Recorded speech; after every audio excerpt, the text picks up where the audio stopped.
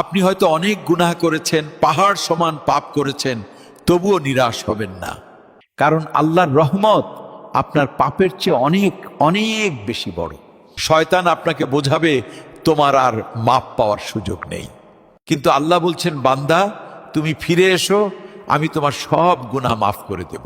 বনি ইসরায়েলের এক ব্যক্তি ৯৯টি খুন করেও তওবা করে মাপ পেয়েছিল। তাহলে আপনি কেন ভাবছেন আল্লাহ আপনাকে ক্ষমা করবেন না? তওবা হলো এমন এক পানি যা গুনাহের ময়লা ধুয়ে অন্তরকে পরিষ্কার করে দেয় এবং বান্দাকে মাসুম বাচ্চার মতো নিষ্পাপ বানিয়ে দেয় মুহূর্তেই। চোখের পানি ফেলে একবার আল্লাহকে ডেকে দেখুন, তিনি আপনার ডাকের অপেক্ষায় আছেন। তিনি চান তার বান্দা জাহান্নাম থেকে মুক্তি পেয়ে জান্নাতে যাক। আজ এখন এই মুহূর্তেই তওবা করুন, কারণ মালাকুল মাউত কখন আপনার শিয়রে এসে দাঁড়াবে তা কেউ জানে না। দেরি হয়ে গেলে আর সুযোগ পাবেন না।